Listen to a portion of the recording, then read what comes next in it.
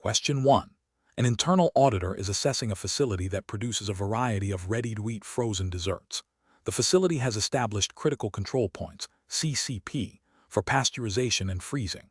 During the audit, the auditor observes that while the pasteurization and freezing processes are well controlled, the packaging of the thawed desserts into individual containers involves manual handling in an area where ambient temperatures can fluctuate, and there is a risk of airborne contaminants. Considering the principles of ISO 22000-2018, which aspect of the food safety management system requires the most rigorous scrutiny from the auditor in this scenario to ensure the safety of the ready-to-eat product? Option A. Review of the supplier approval program for raw materials used in the dessert base. Option B. Verification of control measures for post-pasteurization and post-freezing contamination, including environmental monitoring and packaging integrity. Option C. Assessment of the frequency of internal audits conducted on the logistics and cold chain management. Option D. Validation of the pasteurization temperature and time parameters to ensure microbial inactivation. The correct answer is B. Verification of control measures for post-pasteurization and post-freezing contamination, including environmental monitoring and packaging integrity. Explanation. The application of ISO 22000-2018 requires an understanding of how the standard's principles are adapted to different food sectors, considering their unique risks and operational complexities. For a producer of ready-to-eat meals, which are often consumed without further thermal processing by the end user, the focus on preventing recontamination after a critical control point, CCP, is paramount. This involves rigorous control over post-processing handling, packaging, storage, and distribution. Hazard analysis must identify biological, chemical, and physical hazards that could be introduced or proliferate during these final stages. Control measures might include strict hygiene protocols for personnel and equipment, validated cleaning and sanitation procedures, impermeable and intact packaging materials, temperature-controlled logistics, and defined shelf life parameters based on microbial growth kinetics. The effectiveness of these controls relies on their verification and validation, as stipulated by the standard. For instance, environmental monitoring for pathogens in the processing environment and finished product testing are crucial verification activities. The standard emphasizes a risk-based approach, meaning that the intensity and type of controls are directly proportional to the identified risks. In the context of ready-to-eat meals, the absence of a final kill step means that any contamination introduced post-processing can lead to significant food safety issues, making the control of these stages a high priority. The internal auditor must assess whether the organization has adequately identified these post-processing risks and implemented effective, verifiable control measures throughout the supply chain up to the point of consumption. This includes reviewing documentation related to sanitation, allergen management in the final packaging area, and the traceability of ingredients and finished products to ensure prompt recall if necessary. Question 2. During an internal audit of a food processing facility, an auditor is reviewing the effectiveness of the organization's food safety policy. The policy states a commitment to highest standards of hygiene and product integrity. The auditor observes that, while the policy is prominently displayed, recent internal audit findings identified recurring issues with cross-contamination in the packaging area, which are linked to inadequate cleaning procedures. Which of the following best describes a potential deficiency in the food safety policy's implementation or alignment with the ISO 22000-2018 standard? Option A.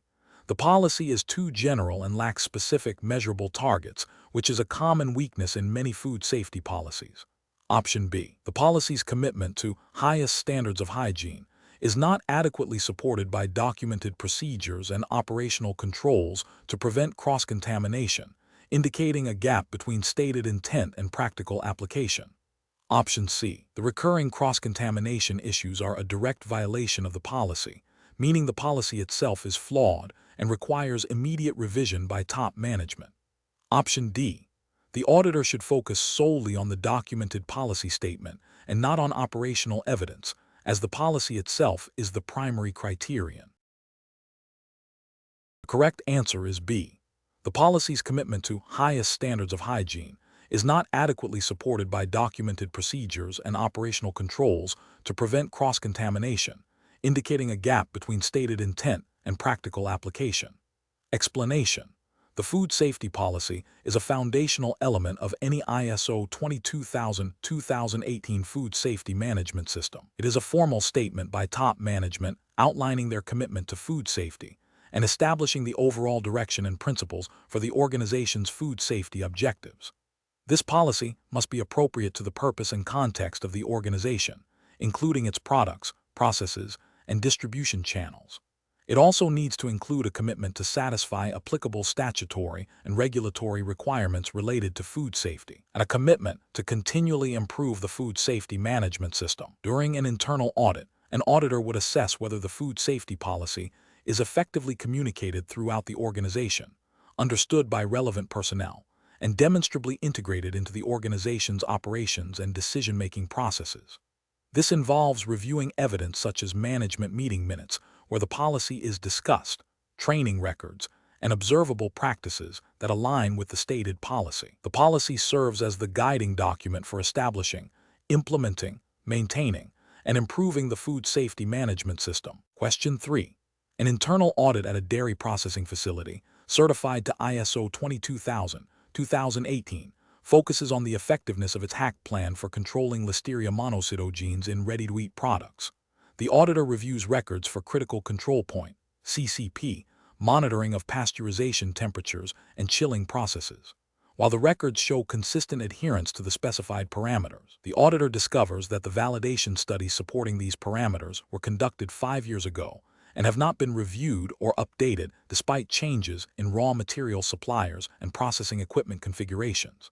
Which of the following findings would represent the most significant deficiency in relation to the ISO 22000-2018 requirements for controlling food hazards? Option A. Inconsistent application of CCP monitoring procedures by operational staff during routine production.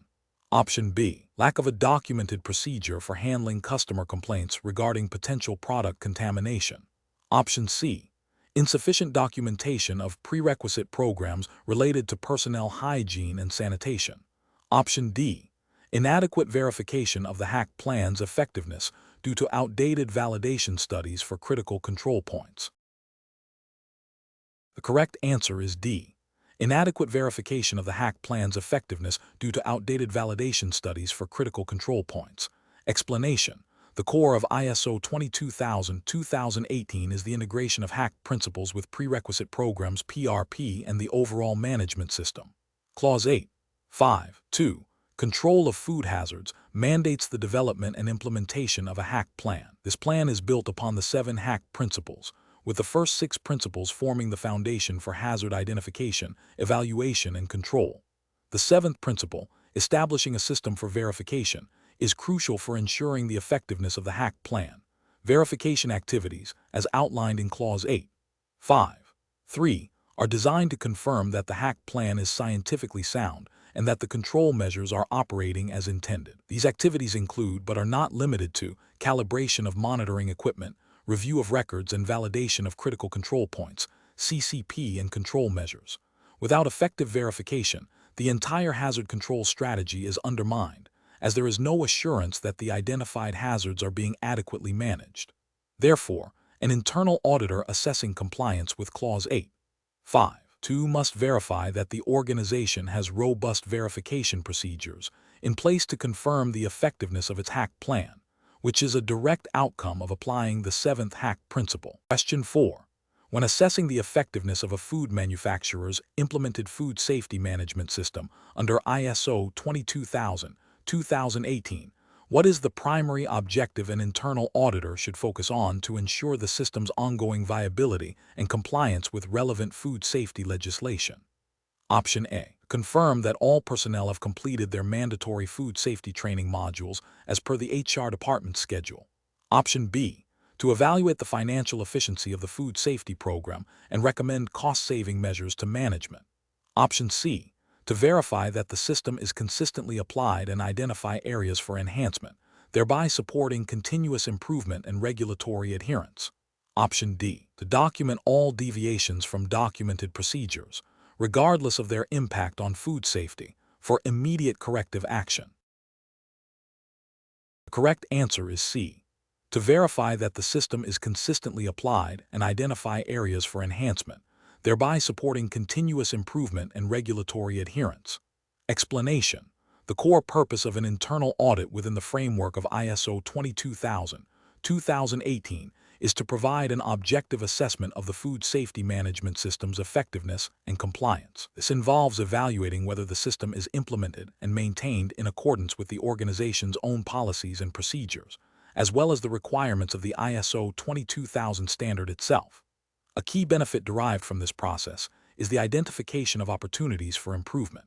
These opportunities can stem from nonconformities, but also from areas where the system is functioning adequately but could be made more efficient or robust. By systematically reviewing processes, documentation, and operational controls, internal audits help to uncover potential weaknesses before they manifest as serious food safety incidents or noncompliance with regulatory obligations, such as those outlined in national food safety laws or HACCP principles.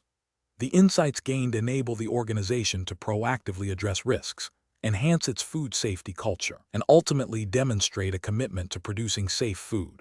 This proactive approach contributes to continuous improvement, a fundamental tenet of ISO 22000. Question 5. An internal auditor conducting an ISO 22000-2018 audit of a ready-to-eat meal production facility observes that the documented procedure for monitoring the cooking temperature of a critical control point, CCP, for microbial inactivation has not been consistently followed by the production team. Specifically, the temperature logs for 2 separate batches indicate readings that were slightly below the specified minimum, and the corresponding corrective action records are incomplete. What is the most crucial immediate action the auditor should take to gather objective evidence regarding the effectiveness of the food safety management system in this instance?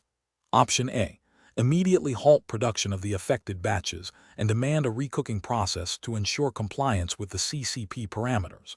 Option B: interview the production staff to understand their reasons for not adhering to the documented procedure and advise them on proper temperature monitoring techniques. Option C: focus solely on documenting the procedural noncompliance in the audit report without investigating the underlying causes or corrective actions taken by the facility. Option D: review the organization's corrective action records for the identified temperature deviations, including the root cause analysis, implemented actions, and verification of effectiveness, to assess the system's response to nonconformity. Correct answer is D. Review the organization's corrective action records for the identified temperature deviations, including the root cause analysis, implemented actions, and verification of effectiveness, to assess the system's response to nonconformity. Explanation: the internal auditor's role in an ISO 22000-2018 audit is to gather objective evidence to determine the conformity of the food safety management system, FSMS, with the standards requirements and the organization's own policies and procedures. During the audit execution phase, when an auditor identifies a deviation from a documented procedure related to critical control point, CCP monitoring, the auditor must first verify if this deviation has been addressed according to the organization's established corrective action procedures. This involves checking if the deviation was recorded, investigated to determine the root cause, and if appropriate corrective actions were implemented to prevent recurrence. Furthermore, the auditor needs to ascertain if the CCP itself or the process parameters were re-evaluated, and if any potential food safety impact was assessed and managed. The auditor's primary responsibility is to collect sufficient, appropriate evidence to support their findings. Therefore, the most critical action is to examine the records of the deviation, including any corrective actions taken and their effectiveness, to assess the overall control and management of the CCP. This evidence will form the basis for determining if the FSMS is effectively implemented and maintained, and if any nonconformities exist. The auditor must ensure that the organization's response to the deviation is robust and aligns with the principles of food safety management and the requirements of ISO 22000-2018, particularly clauses related to operational prerequisite programs, OPP, CCP, and corrective actions. Question 6. During an internal audit of a large-scale food processing facility, an auditor is reviewing the records pertaining to the validation of a critical control point, CCP, for a pasteurized dairy product. The auditor finds that while the validation study report is available and signed, The daily monitoring records for the CCP, which are supposed to be maintained as evidence of ongoing control, are incomplete. Specifically, several entries for temperature readings during a 2-week period in the previous quarter are missing, and there is no documented explanation for these omissions. Considering the requirements of ISO 22000-2018 for evidence of conformity and effective operation, what is the most significant implication of these missing monitoring records for the food safety management system? Option A. It implies that the organization's hazard analysis needs to be immediately reevaluated due to a potential failure in identifying critical operational parameters. Option B. It undermines the ability to demonstrate consistent adherence to the validated CCP parameters and raises doubts about the ongoing effectiveness of the control measure. Option C. It suggests a potential noncompliance with national food safety regulations that require precise historical data for all critical control points. Option D. It indicates a minor procedural lapse that can be easily rectified by backdating the missing entries with estimated values. The correct answer is B. It undermines the ability to demonstrate consistent adherence to the validated CCP parameters and raises doubts about the ongoing effectiveness of the control measure. Explanation: ISO 22000-2018, specifically in its clauses related to control of documents and records, Clause 7. 5. Mandates that an organization shall establish and maintain a food safety management system, including the required documentation and records. The standard emphasizes that these records are essential for providing evidence of conformity to requirements and the effective operation of the food safety management system. When an internal auditor assesses the record-keeping practices, they must verify that records are identifiable, legible, readily retrievable, protected, retained for a specified period, and disposed of when no longer required, as per the organization's documented procedures. The purpose of these records is to demonstrate that processes are being followed as intended, that corrective actions are effective, and that the system is continuously improving. An auditor's role is to confirm that the documented information, including records, supports the claims made about the system's performance and compliance with both internal procedures and external regulations, such as those pertaining to food traceability or HACCP plan validation. The effectiveness of the food safety management system is directly linked to the quality, completeness, and accessibility of its records. Therefore, an auditor's primary concern is the evidence that these records provide for the system's operational integrity and compliance. Question 7. During an internal audit of a ready-to-eat meal production facility, an auditor identifies that a batch of pre-cooked chicken was stored at a temperature of /8/Circ/C/ for 3 hours, exceeding the specified limit of /4/Circ/C/ for a maximum of 1 hour.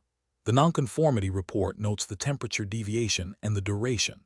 The food safety team initiates a corrective action process. Which of the following actions, if taken as the sole corrective action, would best address the root cause of this specific nonconformity in accordance with ISO 22000-2018 principles for an internal auditor to verify?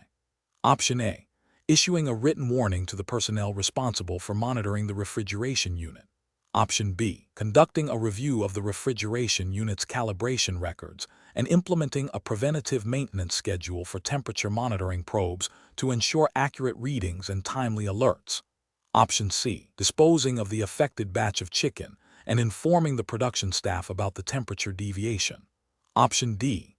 Implementing a new procedure that requires manual temperature checks every 4 hours instead of the current 2-hour interval. The correct answer is B. Conducting a review of the refrigeration unit's calibration records and implementing a preventative maintenance schedule for temperature monitoring probes to ensure accurate readings and timely alerts. Explanation: ISO 22000-2018, in its Clause 10. 2. Outlines the requirements for nonconformity and corrective action. When a nonconformity is identified during an internal audit, the organization must take action to control and correct it. This involves evaluating the need for action to eliminate the causes of the nonconformity so that it does not recur or occur elsewhere. The process requires determining the causes of the nonconformity, implementing actions to prevent recurrence, reviewing the effectiveness of the corrective action taken, and updating records as necessary. Critical aspect of this process is the investigation into the root cause of the nonconformity to ensure that the corrective actions implemented are effective and sustainable. thereby preventing future occurrences. This systematic approach is fundamental to the continuous improvement of the food safety management system. The internal auditor's role is to verify that these actions are taken and that they are appropriate and effective in addressing the identified issue. Question 8. When an internal auditor is assessing the effectiveness of verification procedures for a critical control point, CCP, designed to control microbial contamination through a specific heat treatment process, what combination of activities would provide the most robust objective evidence that the CCP is performing as intended and maintaining food safety? Option A. Performing a single, comprehensive validation study of the heat treatment process every 5 years and reviewing monthly summaries of cooking times. Option B.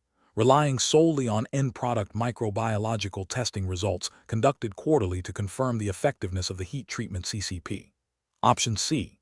Accepting the production team's self-declaration that the heat treatment process is consistently effective based on historical performance data without independent checks. Option D. Reviewing a statistically significant sample of daily cooking temperature logs, verifying the calibration records for the temperature monitoring probes used, and conducting a focused internal audit of the cooking process adherence to established parameters. The correct answer is D.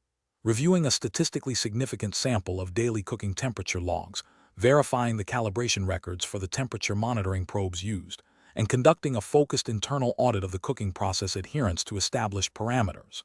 Explanation.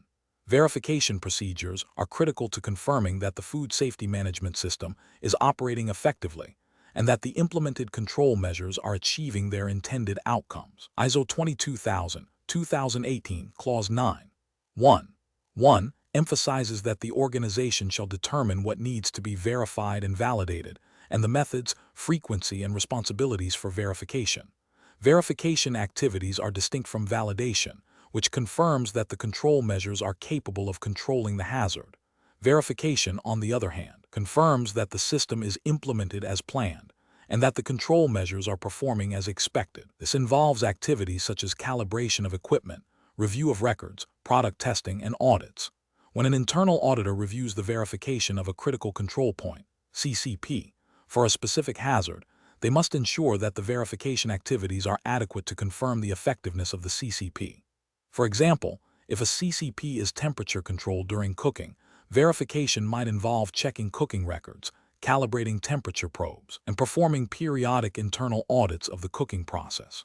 The auditor's role is to assess whether these verification activities provide objective evidence that the CCP is consistently operating within established parameters and effectively controlling the identified hazard. The absence of appropriate verification activities or their inadequate execution means that the organization cannot be assured that the food is safe concerning that particular hazard, potentially leading to noncompliance with the standard and increased risk of foodborne illness. Therefore, the most effective verification for a CCP would involve a combination of regular monitoring record review, calibration of monitoring equipment, and periodic internal audits of the process to confirm consistent adherence to critical limits and proper functioning of control measures. Question 9. An organization, Agri-Harvest Co., produces a range of agricultural products, including processed fruit purees for infant formula, frozen berries for retail sale, and animal feed supplements derived from agricultural byproducts. Agri-Harvest Co. wishes to implement an ISO 22000-2018 compliant FSMS. During the internal audit planning phase, the auditor needs to verify the completeness of the defined FSMS scope. Which of the following statements most accurately reflects the critical considerations for determining the FSMS scope for Agri-Harvest Co., in alignment with ISO 22000-2018, particularly concerning its diverse product lines and their intended markets? Option A. The FSMS scope must encompass all products manufactured, processed, or handled by Agri-Harvest Co., regardless of their intended use or regulatory classification, to ensure comprehensive food safety management across the entire operation. Option B. The FSMS scope should clearly define the specific products, product categories, processes, and physical locations covered, taking into account statutory and regulatory requirements, customer requirements, and the organization's own defined boundaries for each distinct product line, such as fruit purees for infant formula and animal feed supplements. Option C. The scope should be determined by focusing solely on the products with the highest volume of production, as these represent the greatest potential risk and therefore require the most stringent FSMS controls. Option D. The scope should be limited to only those products directly consumed by humans, excluding any byproducts or animal feed components, as these fall under different regulatory frameworks and do not directly impact human food safety. The correct answer is A.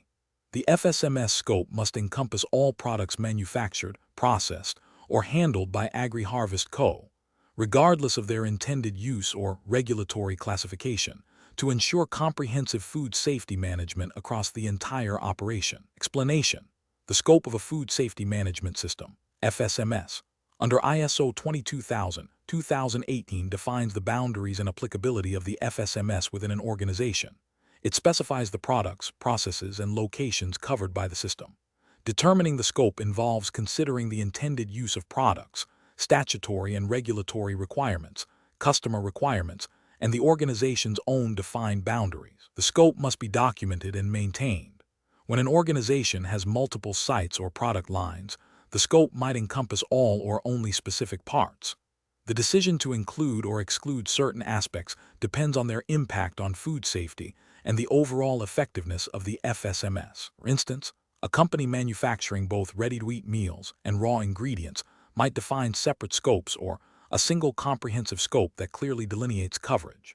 The scope is a fundamental element that guides the implementation and auditing of the FSMS, ensuring that all relevant food safety hazards and controls are addressed within its defined limits. It is essential that the scope is clearly stated and communicated throughout the organization. Question 10. An internal auditor is evaluating the effectiveness of a critical prerequisite program for equipment calibration at a food processing facility. The organization's documented procedures require monthly calibration of all critical temperature monitoring devices used in the cold chain. During the audit, the auditor finds a comprehensive calibration schedule and a logbook indicating that calibrations are being performed as scheduled. However, rigorously apply the audit principle of an evidence-based approach. What specific action would best demonstrate that the calibration process is effective and compliant with ISO 22000-2018 requirements? Option A. Interviewing the maintenance technician responsible for performing the calibrations to confirm their understanding of the calibration procedures. Option B. Confirming that the calibration schedule is updated annually based on regulatory changes and internal review processes. Option C. Examining the organization's risk assessment to determine if temperature monitoring devices are considered a high-risk control point. Option D. Reviewing calibration certificates for the past 6 months and physically verifying the current calibration status of a sample of temperature monitoring devices. The correct answer is D.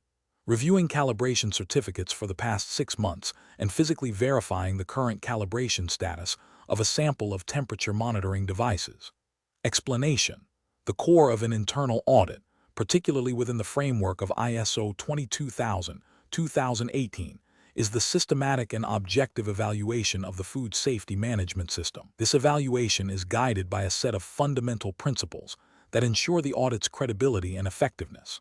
The principle of evidence-based approach dictates that audit findings and conclusions are derived from the collection and analysis of verifiable information.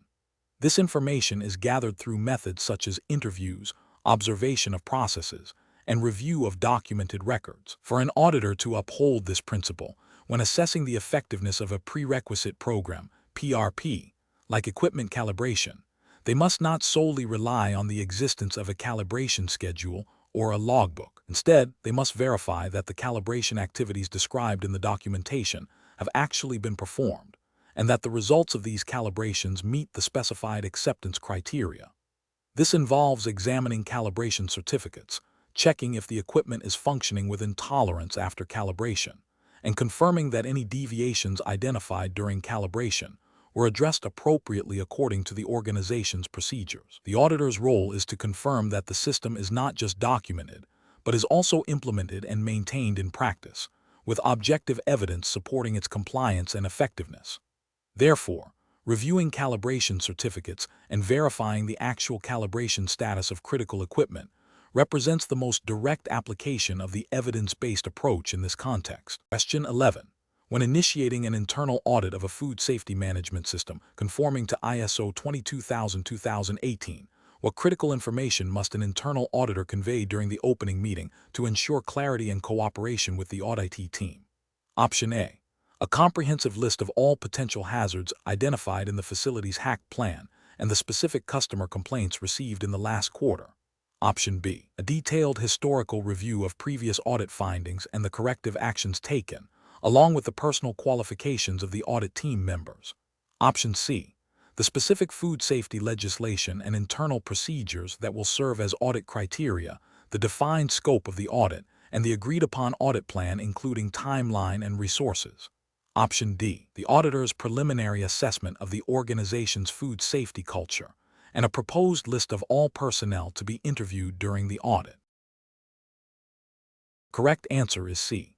The specific food safety legislation and internal procedures that will serve as audit criteria, the defined scope of the audit, and the agreed-upon audit plan including timeline and resources. Explanation. The opening meeting for an internal audit of a food safety management system, as per ISO 22000-2018, serves as the formal commencement of the audit process. Its primary purpose is to establish communication, confirm the audit's scope and objectives, and ensure that all relevant parties understand the audit plan.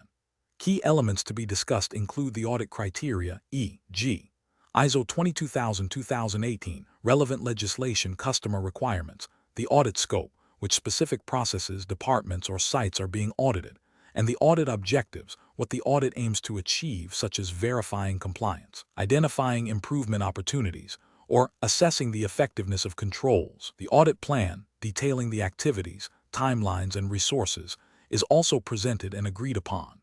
Confidentiality and the reporting of findings are also crucial aspects to be addressed. The opening meeting ensures that the auditee is fully aware of the audit's parameters and expectations, facilitating a more efficient and productive audit. It also provides an opportunity for the auditee to raise any initial concerns or provide clarification on specific areas before the audit fieldwork begins. This proactive approach helps to build trust and cooperation between the auditor and the auditee, which is essential for a successful audit. The auditor must clearly communicate the audit process and how findings will be handled, including the opportunity for the auditee to provide feedback on the preliminary observations. Question 12. During an internal audit of a ready-to-eat meal production facility, an auditor observes that the cooking temperature logs for a critical control point, CCP, designed to eliminate a biological hazard, are consistently within the specified critical limits.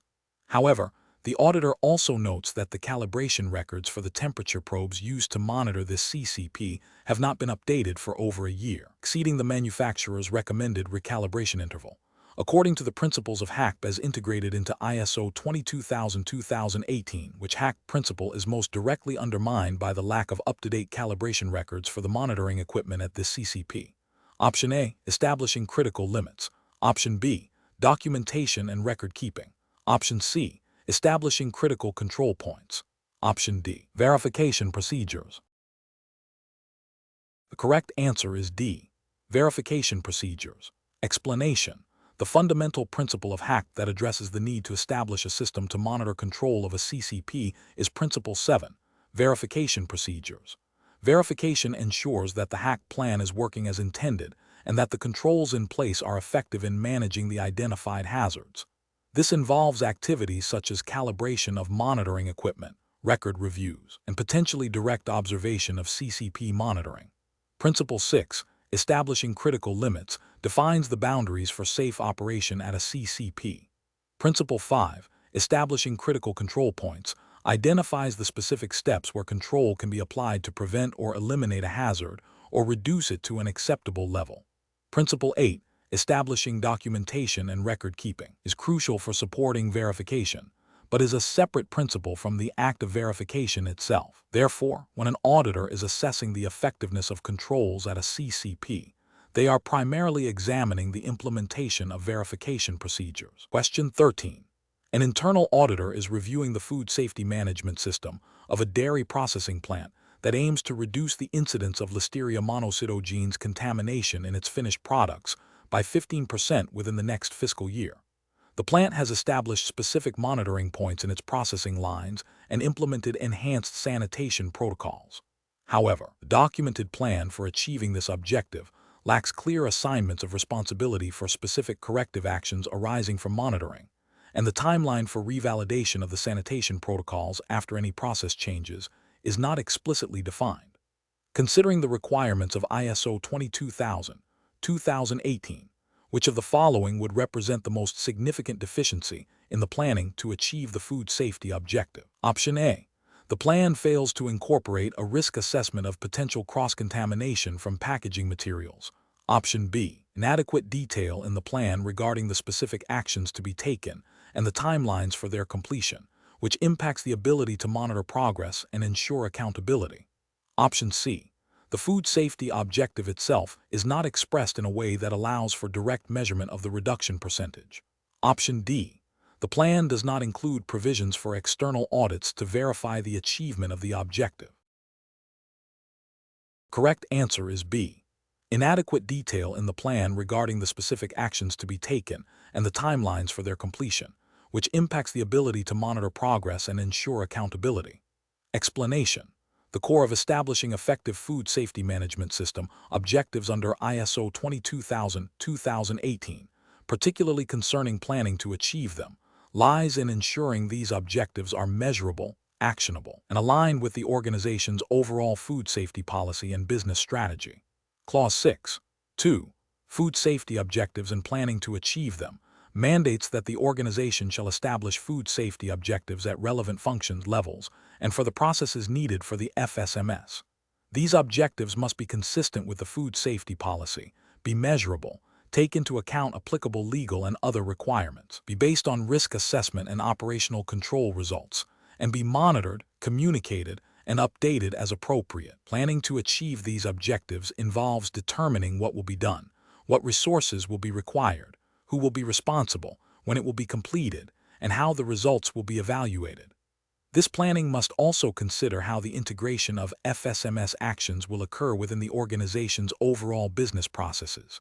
For an internal auditor, verifying the effectiveness of this planning requires assessing whether the established objectives are indeed SMART, specific, measurable, achievable, relevant, time-bound, and whether the documented plans adequately address the necessary steps, responsibilities, timelines, and evaluation methods to realize these objectives. Furthermore, the auditor would examine how the organization ensures that these plans are integrated into daily operations and that progress is regularly reviewed.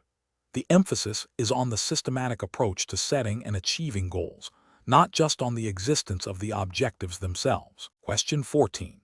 During an internal audit of a food processing facility's FSMS, an auditor is interviewing a production line supervisor.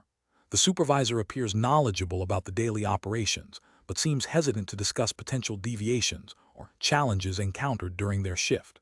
What approach should the auditor prioritize to elicit more comprehensive and candid information regarding the FSMS implementation and potential nonconformities? Option A. Directly confront the supervisor with observations of potential minor deviations and ask for immediate explanations to confirm their understanding. Option B. Employ open-ended questioning techniques, actively listen, and create a non-judgmental atmosphere to encourage detailed responses about actual practices and perceived difficulties. Option C. Limit the interview to yes/no questions to quickly ascertain compliance with established protocols and avoid lengthy discussions. Option D. Focus solely on verifying documented procedures by asking the supervisor to recite specific steps from the process control plan. The correct answer is B. Employ open-ended questioning techniques, actively listen, and create a non-judgmental atmosphere to encourage detailed responses about actual practices and perceived difficulties. Explanation. The core principle of an internal audit within ISO 22000-2018 is to gather objective evidence of conformity to the standard and the organization's own food safety management system, FSMS. When conducting interviews, an auditor's primary objective is to understand how processes are implemented and how personnel perceive their roles and responsibilities concerning food safety.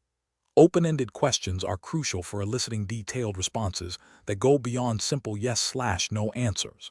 They encourage the interviewee to elaborate on their knowledge, practices, and any challenges they face. This approach allows the auditor to probe deeper into the effectiveness of controls, the understanding of critical control points, CCP, or operational prerequisite programs OPP, and the overall implementation of the FSMS. For instance, asking, "Can you describe your role in ensuring the proper storage of raw materials?" is more effective than "Do you store raw materials correctly?" The former elicits a narrative about procedures, checks, and awareness, providing richer evidence. The auditor must then critically evaluate the information received, cross-referencing it with documented procedures, other interviewee statements, and direct observations to form a complete picture of FSMS performance. The goal is not to catch people out but to assess the system's robustness and identify areas for improvement. The auditor must remain neutral, listen actively, and avoid leading questions that might influence the response. The ultimate aim is to verify that the implemented system aligns with the documented system and the requirements of ISO 22000-2018, contributing to the continuous improvement of food safety. Question 15. During an internal audit of a ready-to-eat meal manufacturer, an auditor identifies a recurring issue where the chilling process for cooked products occasionally fails to meet the specified time and temperature parameters, as evidenced by multiple log deviations over the past 6 months. The organization has implemented a corrective action plan that includes retraining operators on the chilling procedure and recalibrating the chilling unit's thermostat. Which of the following approaches by the internal auditor best verifies the effectiveness of these corrective actions in preventing recurrence in accordance with ISO 22000-2018 principles? Option A. Reviewing updated training records and observing a sample of chilling operations to confirm adherence to the revised procedure and proper functioning of the recalibrated unit. Option B. Conducting a single follow-up audit specifically on the chilling process to ensure the immediate nonconformity is no longer present. Option C. Verifying that the logs for the past month show no further deviations from the chilling parameters, assuming the problem is resolved. Option D. Accepting the recalibration certificate for the chilling unit and confirming that retraining sessions have been completed for all relevant personnel. The correct answer is A. Reviewing updated training records and observing a sample of chilling operations to confirm adherence to the revised procedure and proper functioning of the recalibrated unit. Explanation. The core principle behind verifying the effectiveness of corrective actions in ISO 22000-2018 is to ensure that the identified nonconformity has been eliminated and that the root cause has been addressed to prevent recurrence. This involves a systematic approach that goes beyond merely implementing a fix. An internal auditor must assess whether the corrective action taken has demonstrably resolved the issue. This assessment typically involves reviewing evidence that the process or system has been restored to its intended state and that the underlying reason for the deviation has been mitigated. For example, if a CCP monitoring procedure was not followed correctly, leading to a potential safety hazard, the corrective action might involve retraining staff and revising the procedure. Verification would then involve observing the revised procedure in practice, reviewing new records, and confirming that the staff understand and are applying the updated steps. The auditor must look for evidence that the system is now functioning as intended, not just that a single instance of the problem was dealt with. This includes evaluating whether the root cause analysis was thorough and if the implemented solution directly addresses that root cause. The goal is to confirm that the food safety management system is resilient and capable of preventing similar issues in the future. Question 16. An internal auditor is assessing the food safety management system documentation at a facility producing canned vegetables. The auditor reviews the hack plan and discovers that the critical limit for the canning process's thermal processing step is established at a specific time-temperature combination. While the records demonstrate consistent adherence to this time-temperature parameter, supporting documentation for the validation of this specific limit consists solely of internal historical data from previous canning runs, without explicit reference to peer-reviewed scientific studies or recognized industry best practices that confirm its efficacy in eliminating the target pathogen, Clostridium botulinum *. Based on ISO 22000-2018 requirements for the validation of control measures, what is the most accurate assessment of this documentation gap? Option A. The critical limit is inherently validated by its inclusion in the hack plan, negating the need for separate scientific or expert justification. Option B. The auditor should focus solely on the operational monitoring records, as the validation of critical limits is a separate process not directly assessed during an internal audit. Option C. The validation documentation is insufficient as it lacks evidence of scientific basis or expert opinion to support the established critical limit for the thermal processing step. Option D. The internal historical data is adequate for validation, as it demonstrates consistent operational control and adherence to the critical limit. The correct answer is C. The validation documentation is insufficient as it lacks evidence of scientific basis or expert opinion to support the established critical limit for the thermal processing step. Explanation.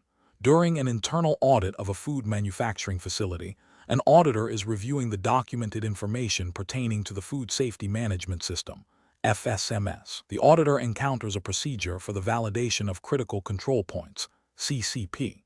This procedure specifies that CCPs must be validated based on scientific literature and expert opinion, and that validation studies must be documented.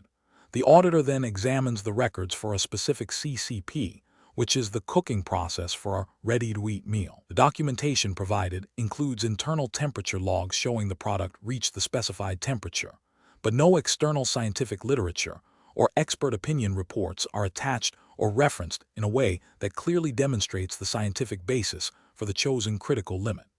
The auditor needs to determine if this documentation adequately meets the requirements of ISO 22000-2018, specifically concerning the establishment and validation of control measures.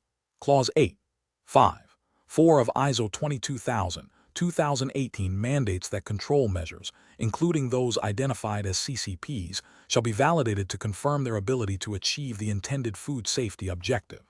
This validation should be based on scientific evidence, regulatory requirements, or expert judgment. The absence of explicit scientific literature or expert opinion to support the critical limit for the cooking CCP, even if internal records show compliance, indicates a potential deficiency in demonstrating the scientific foundation of the control measure's effectiveness.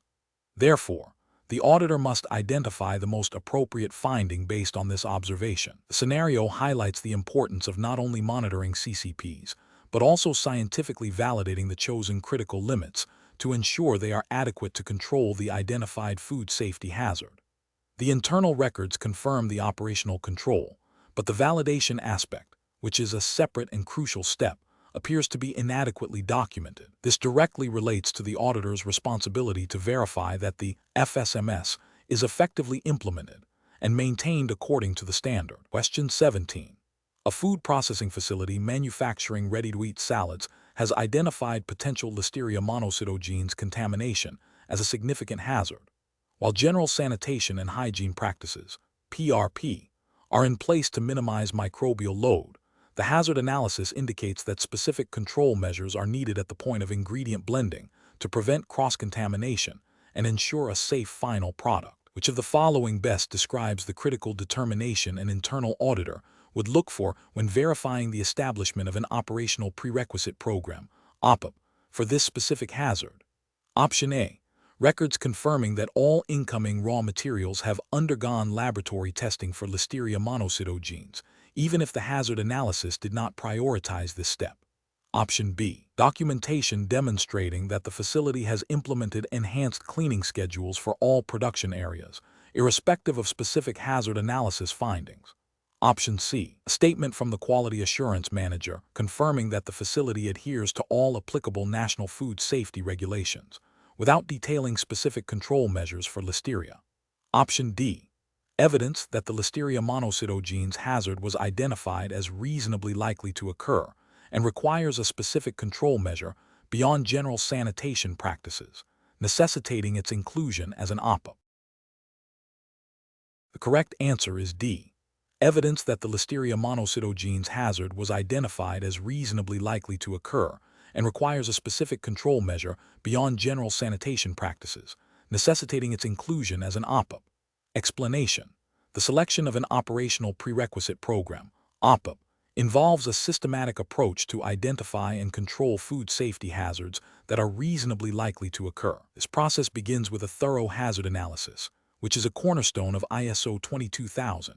The hazard analysis identifies potential biological, chemical, and physical hazards. Following this, the organization must determine which of these hazards require control measures. For hazards that are not controlled by prerequisite programs, PRP, alone but require specific operational control, they are designated as hazards to be controlled by OPP. The effectiveness of these OPP must be validated, and they must be monitored. The key distinguishing factor for an OPP, as opposed to a PRP, is that the former is specifically implemented to control a food safety hazard identified through hazard analysis and deemed necessary for control at the operational level, whereas PRPs are fundamental hygiene and sanitation practices that are foundational to producing safe food. Therefore, the crucial step in establishing an OPP is the determination that a specific hazard requires a control measure beyond the scope of general PRPs, based on the hazard analysis and risk assessment.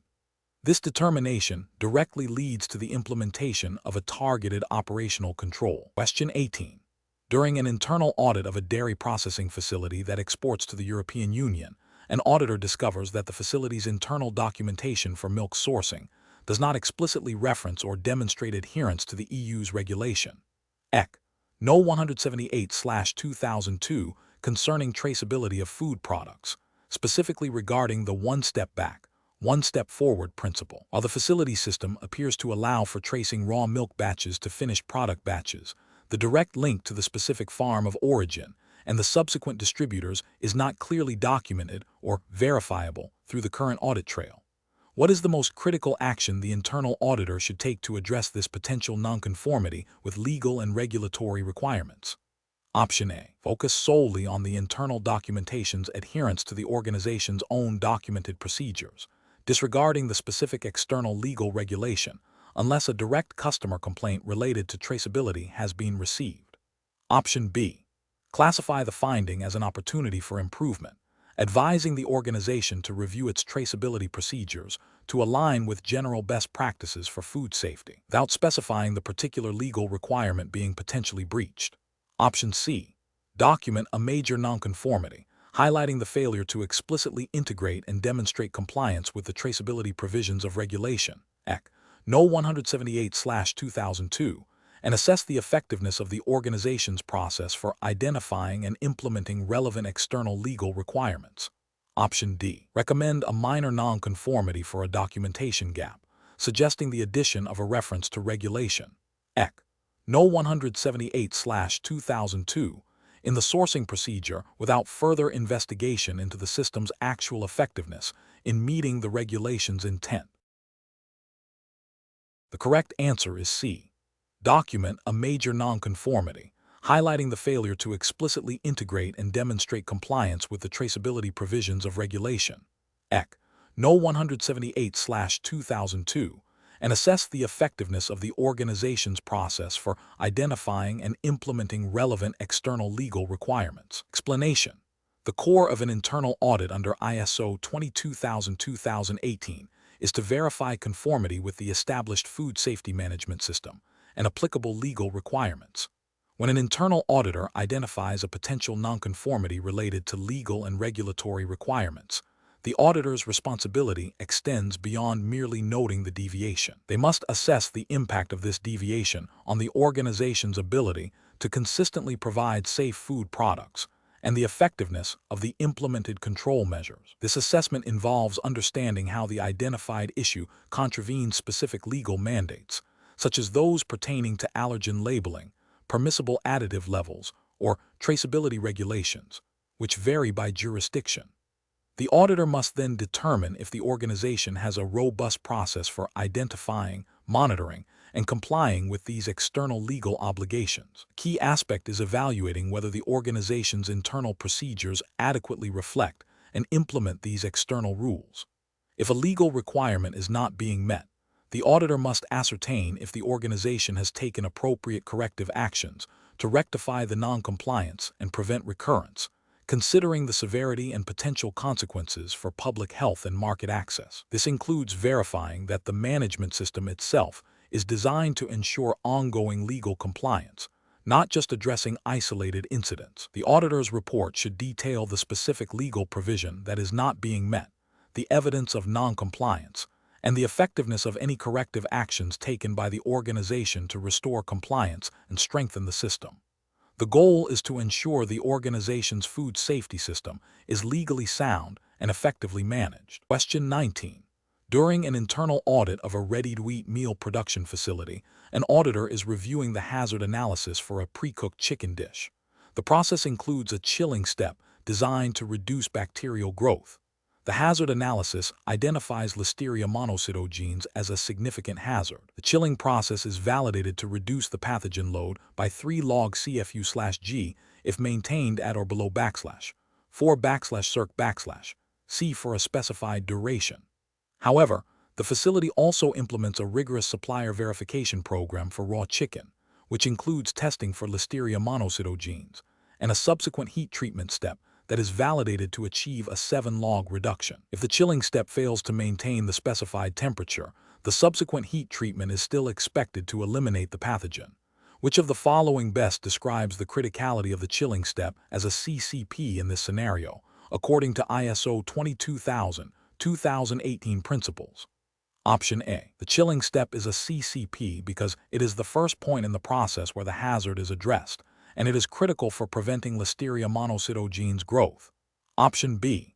The chilling step is a CCP because it is a control measure designed to reduce a significant hazard, and failure to control it could lead to a food safety issue.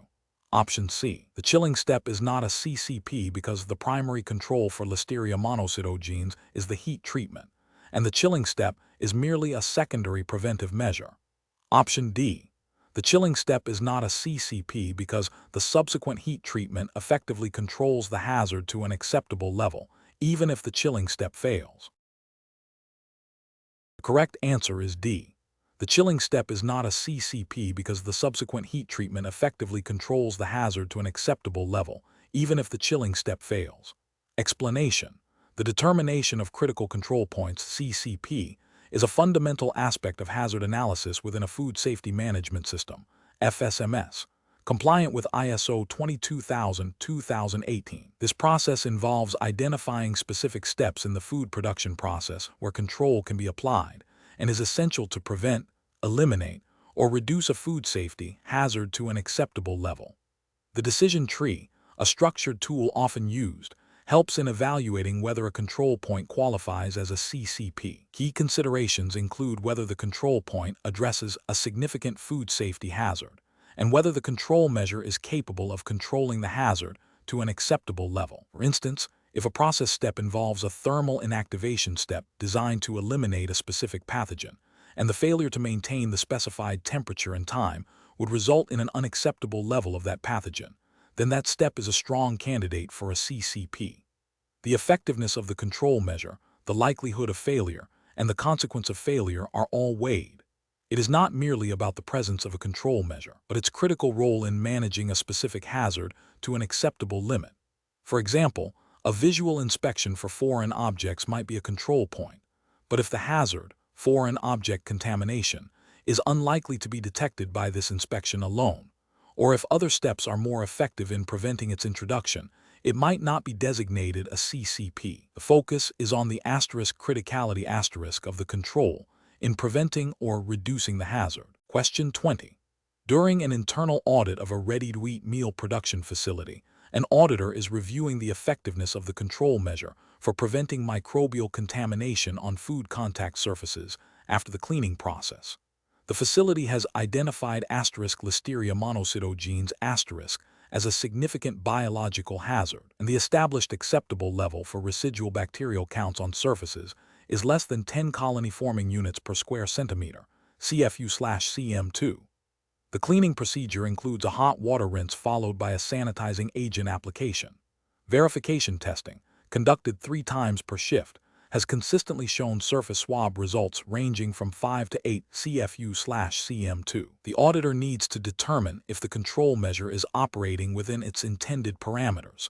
What is the primary conclusion the auditor should draw regarding the effectiveness of this hazard control measure? Option A. The control measure is only partially effective. as the presence of any residual bacteria above 0 CFU/cm2 signifies a failure to eliminate the hazard. Option B. The control measure is ineffective because the sanitizing agent efficacy was not independently validated against *Listeria monocytogenes* prior to implementation. Option C. The control measure requires immediate revision because the variability in results, even if below the limit, indicates potential instability. Option D. The control measure is effective as it consistently maintains residual bacterial counts below the acceptable limit of 10 CFU/cm2. The correct answer is D. The control measure is effective as it consistently maintains residual bacterial counts below the acceptable limit of 10 CFU/cm2. Explanation: the effectiveness of a hazard control measure is evaluated based on its ability to prevent, eliminate, or reduce a food safety hazard to an acceptable level. ISO 22000-2018, specifically in Clause 8.5.2, outlines the process for establishing a hazard control plan. This involves identifying hazards, determining appropriate control measures, and verifying their effectiveness. When an internal auditor reviews the implementation of a control measure for a chemical hazard, such as residual cleaning agents in food contact surfaces, they must assess if the established procedure consistently achieves the intended reduction or elimination of the hazard. For instance, if the acceptable limit for a specific cleaning agent is 0.5 ppm and the implemented control procedure, e.g., rinsing protocol, consistently results in residual levels below 0.2 ppm across multiple verification tests, it demonstrates effective control. The auditor's role is to verify that the control measure, as implemented and monitored, reliably keeps the hazard at an acceptable level, thereby ensuring food safety. This involves examining records of monitoring, calibration of testing equipment, and any corrective actions taken when deviations occur. The core principle is demonstrating consistent performance of the control measure against the established acceptable level. Question 21. An internal audit at a dairy processing facility operating under ISO 22000-2018 uncovers that the critical control point, CCP, for pasteurization temperature has been inconsistently monitored by the production team.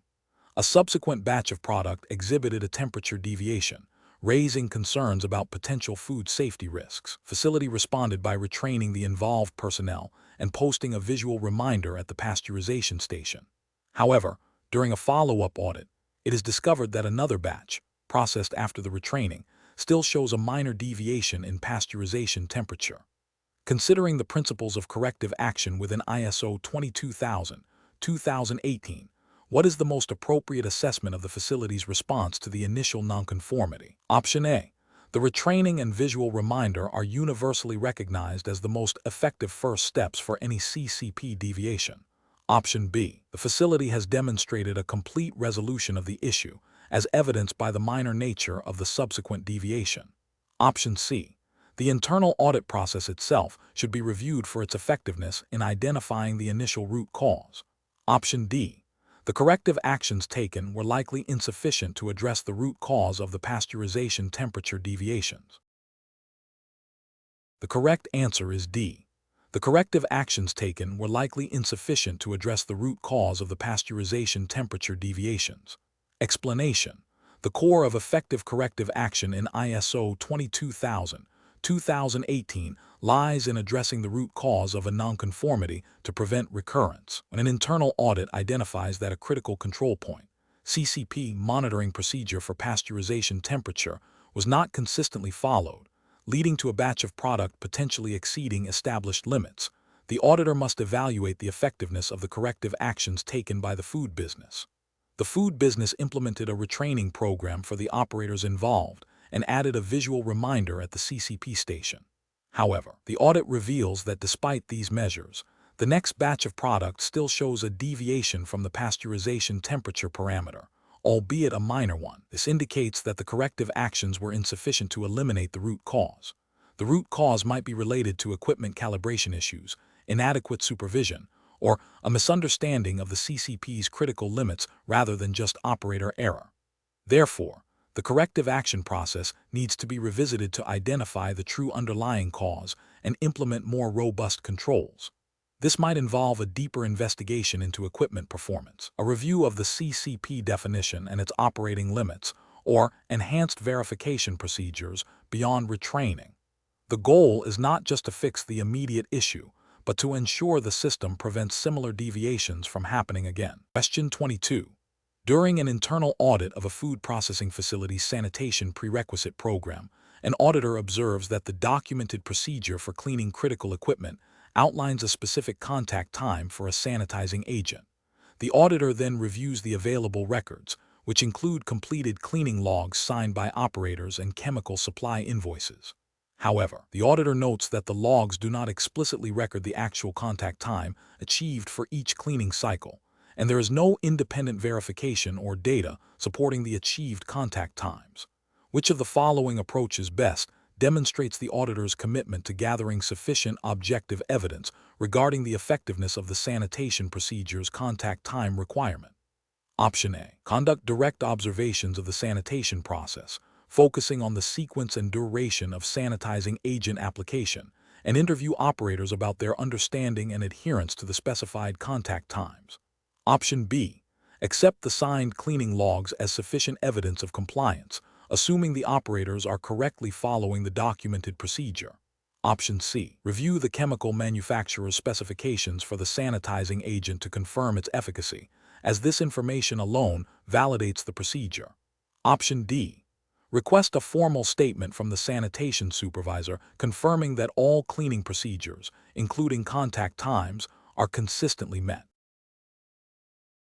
The correct answer is A.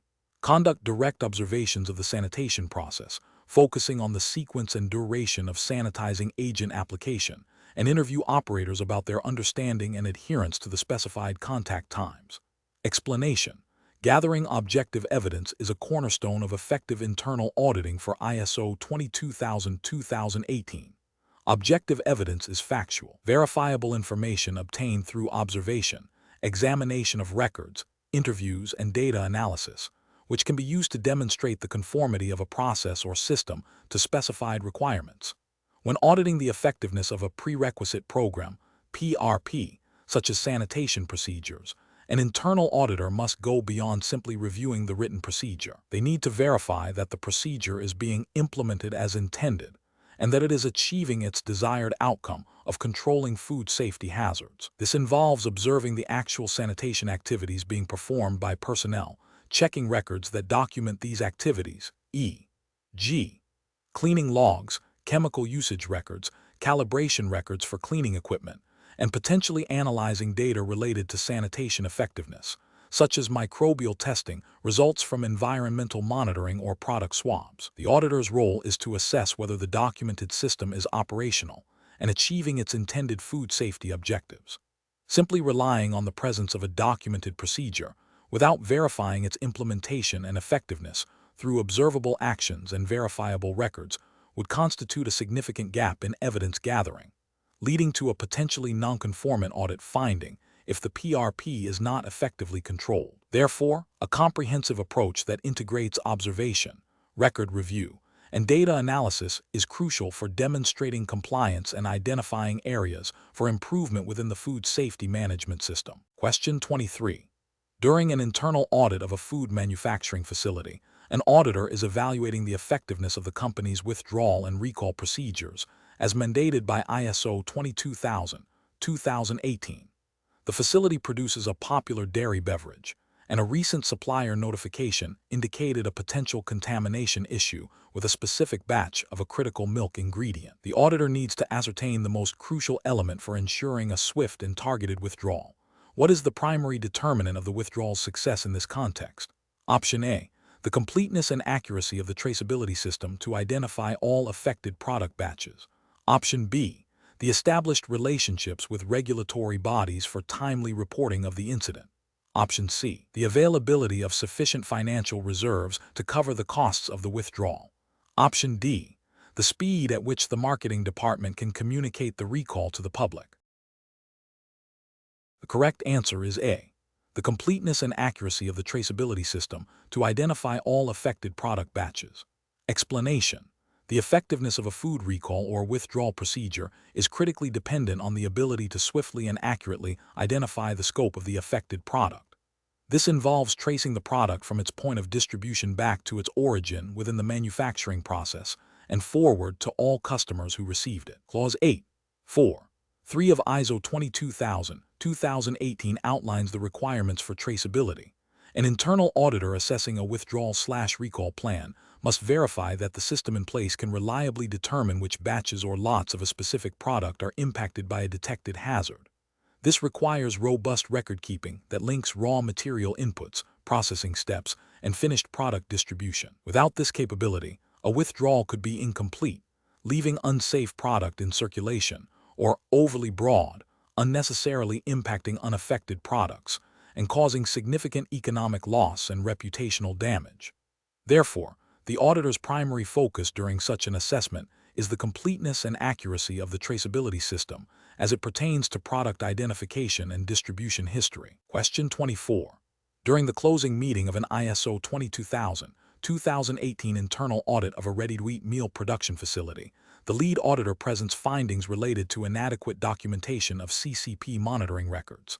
The auditee's quality manager questions the auditor's interpretation of Clause 8.5.2, suggesting that verbal confirmation of monitoring activities by line supervisors is sufficient evidence. What is the most appropriate response from the lead auditor in this situation? Option A. Agree to accept the verbal confirmation as a temporary measure, promising to revisit the documentation during a future audit if the issue persists, to maintain a positive auditor-auditee relationship. Option B. Reiterate that ISO 22000-2018 requires documented evidence of CCP monitoring as per Clause 8.5.2, and explain that verbal confirmation does not meet the requirement for objective evidence, suggesting a review of the audit evidence collected. Option C. Immediately escalate the disagreement to the auditee's top management, bypassing the quality manager, to force a resolution on the interpretation of the clause. Option D. Conclude the meeting by stating that differing interpretations of clauses are common, and that the final audit report will reflect the auditor's independent assessment without further discussion. The correct answer is B. Reiterate that ISO 22000-2018 requires documented evidence of CCP monitoring as per Clause 8.5.2, and explain that verbal confirmation does not meet the requirement for objective evidence, suggesting a review of the audit evidence collected. Explanation. The closing meeting of an internal audit serves as the formal conclusion of the audit activities. Its primary purpose is to communicate the audit findings, conclusions, and recommendations to the auditee management and relevant stakeholders. This communication is crucial for ensuring that the auditee fully understands the audit outcomes, including any nonconformities, observations, or areas of good practice identified. The closing meeting is also an opportunity for the audit team to clarify any points, answer questions, and ensure a shared understanding of the audit report's content before its formal issuance. Reinforces the collaborative nature of the audit process, aiming to support the continuous improvement of the food safety management system. The ISO 22000-2018 standard emphasizes the importance of effective communication throughout the audit process, and the closing meeting is a key element in achieving this. It is not intended for the auditor to assign corrective actions at this stage, nor is it a platform for the auditee to negotiate findings. The focus remains on the objective presentation of evidence-based findings. Question 25. An internal auditor is reviewing the FSMS of Veridian Foods, a company that manufactures and distributes ready-to-eat meals. Veridian Foods sources raw ingredients, processes them in their facility, packages the meals, and then uses a third-party logistics provider for cold chain distribution to various retail outlets. The company's FSMS documentation currently states that the scope covers all activities related to the production and distribution of ready-to-eat meals. However, during the audit, it is discovered that Veridian Foods also operates a small on-site cafe serving some of these meals to its employees and visitors, which is not explicitly mentioned in the scope statement. Considering the requirements of ISO 22000-2018, what is the most critical factor the internal auditor must consider when evaluating the adequacy of Veridian Foods' FSMS scope in relation to this on-site cafe? Option A. Whether the on-site cafe's operations are explicitly identified and included within the documented scope of the FSMS, ensuring all food safety hazards associated with its activities are managed. Option B. Whether the third-party logistics provider's cold chain management protocols are sufficiently detailed in the FSMS, as this is a more significant risk than the on-site cafe. Option C. Whether the raw ingredient sourcing procedures are aligned with national food safety legislation, as this is a foundational element of any FSMS, regardless of other operational aspects. Option D. Whether the on-site cafe primarily serves employees and therefore falls under a separate, less stringent set of food safety regulations, not requiring FSMS integration. Correct answer is A. Whether the on-site cafe's operations are explicitly identified and included within the documented scope of the FSMS, ensuring all food safety hazards associated with its activities are managed. Explanation: the scope of a food safety management system, FSMS, defines the boundaries and applicability of the FSMS within an organization. According to ISO 22000-2018, Clause 4. 3. Determining the scope requires consideration of external and internal issues relevant to the organization's purpose and strategic direction, the food safety requirements of interested parties, and the products and services the organization provides. This includes identifying all food products, processes, activities, and locations that fall under the FSMS. It is crucial to define the scope clearly to ensure that all relevant aspects of food safety are managed and controlled. The scope should also consider any outsourced processes that could affect food safety. For instance, if a bakery produces bread and also supplies its baked goods to a separate catering company that handles the final packaging and distribution, the scope of the bakery's FSMS needs to encompass its production processes up to the point of handover, and potentially consider the controls at the catering company if they are considered part of the supply chain managed by the bakery. The scope is not static and may need to be reviewed and revised as the organization's activities or external factors change. The internal auditor's role is to verify that the defined scope is appropriate, documented, and consistently applied throughout the organization, aligning with the stated food safety policy and objectives. Question 26. During an internal audit of a ready-to-eat meal production facility, an auditor observes that the daily temperature logs for the blast chiller are incomplete for 3 days of the past month. The auditor's report needs to accurately reflect this finding. Which of the following statements best captures the essential components for documenting this nonconformity in the internal audit report, according to ISO 22000-2018 principles? Option A. The report should suggest immediate disciplinary action for the personnel responsible for the missing logs, focusing on accountability rather than systemic issues. Option B. The report should state that the blast chiller logs were not consistently maintained, referencing the specific days and the absence of recorded temperatures, and explain the potential risk to product safety due to inadequate verification of critical control point parameters. Option C. The report should declare the blast chiller itself as non-compliant with operational prerequisite programs due to the missing logs, without detailing the specific evidence or standard requirement. Option D. The report should simply note that the chiller logs were missing, implying a general oversight in record keeping, without specifying the impact on food safety. The correct answer is B. The report should state that the blast chiller logs were not consistently maintained, referencing the specific days and the absence of recorded temperatures, and explain the potential risk to product safety due to inadequate verification of critical control point parameters. Explanation: the internal auditor's report serves as a critical communication tool, documenting the findings of an audit against the ISO 22000-2018 standard. A well-constructed report is objective, factual, and provides actionable insights for improvement.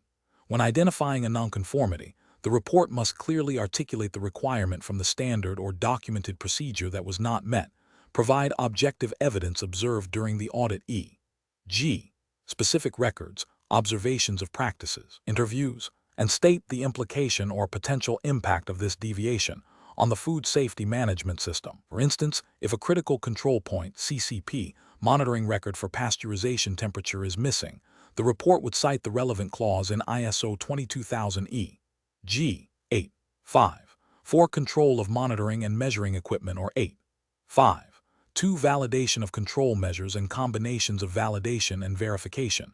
Detail the lack of the specific record and explain the risk to food safety, such as the potential for microbial growth if the CCP was not effectively controlled. The report should also differentiate between major and minor nonconformities and suggest areas for corrective action, without dictating the specific solution.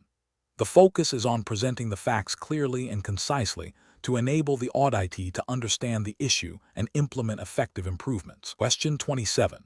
During an internal audit of a hack plan implementation at a dairy processing facility, the auditor observes a discrepancy between the documented critical control point, CCP monitoring frequency for pasteurization, and the actual recorded frequency in the operational logs. The production supervisor appears defensive when questioned, stating that the team is diligent and the logs are accurate, implying the audit is overly focused on minor details. What is the most effective communication strategy for the internal auditor to employ in this situation to ensure a thorough and objective evaluation of the food safety system? Option A. Acknowledge the supervisor's commitment to food safety, then paraphrase the observed discrepancy and ask for clarification on how the documented frequency and the actual recorded frequency are reconciled to ensure CCP effectiveness. Option B. Directly inform the supervisor that the discrepancy is a significant nonconformity and request immediate correction of the logs to match the documented procedure. Option C. Focus solely on the documented procedure, disregarding the supervisor's explanation, and document the deviation as a clear failure in CCP monitoring. Option D. Escalate the issue to higher management immediately, citing the supervisor's defensive attitude and the apparent deviation from the hack plan. The correct answer is A. Acknowledge the supervisor's commitment to food safety, then paraphrase the observed discrepancy and ask for clarification on how the documented frequency and the actual recorded frequency are reconciled to ensure CCP effectiveness. Explanation. The effectiveness of an internal audit within a food safety management system, FSMS, like ISO 22000-2018, is significantly influenced by the auditor's ability to foster an environment conducive to open and honest communication. When an auditor encounters resistance or defensiveness from auditees, particularly regarding documented procedures or operational practices, the audit's primary objective of verifying compliance and identifying areas for improvement is jeopardized. The core of this challenge lies in the auditor's interpersonal skills. An auditor must be adept at active listening, demonstrating empathy, and employing questioning techniques that encourage dialogue rather than interrogation. This involves paraphrasing to confirm understanding, asking open-ended questions to elicit detailed responses, and maintaining a neutral yet approachable demeanor. The goal is to build rapport and trust, making auditees feel comfortable sharing information, even if it pertains to nonconformities or potential risks. By focusing on collaborative problem-solving and acknowledging the auditee's perspective, the auditor can navigate difficult conversations and achieve a more accurate and comprehensive assessment of the FSMS. This approach aligns with the principles of continuous improvement inherent in ISO 22000, where feedback and open communication are vital for strengthening the system. Question 28. When conducting an internal audit of a food processing facility's food safety management system, which of the following actions by the auditor most effectively demonstrates an understanding of the requirement to determine the needs and expectations of relevant interested parties as stipulated by ISO 22000-2018? Option A. Examining the calibration records for all critical control point monitoring equipment to ensure accuracy. Option B. Assessing the effectiveness of the traceability system by tracing a batch of finished product back to its raw material suppliers. Option C. Confirming that the facility has obtained all necessary licenses and permits from local health authorities to operate legally. Option D. Reviewing the organization's documented process for identifying and evaluating the requirements of stakeholders such as regulatory bodies, customers, and suppliers, and verifying that these requirements are considered in the food safety policy and objectives. The correct answer is D. Reviewing the organization's documented process for identifying and evaluating the requirements of stakeholders such as regulatory bodies, customers, and suppliers, and verifying that these requirements are considered in the food safety policy and objectives. Explanation. the core of understanding the needs and expectations of interested parties within ISO 22000-2018 involves identifying who these parties are and what their relevant requirements are concerning food safety. For an internal auditor, the focus is on how the organization has established processes to determine and review these requirements. This involves looking beyond just regulatory compliance and considering the broader impact on the food safety management system. For example, a food manufacturer supplying to a major supermarket chain must consider the retailer's specific quality standards and audit requirements, which may exceed legal minimums. Similarly, consumer advocacy groups might have expectations regarding transparency in sourcing or the absence of certain ingredients, even if not legally mandated.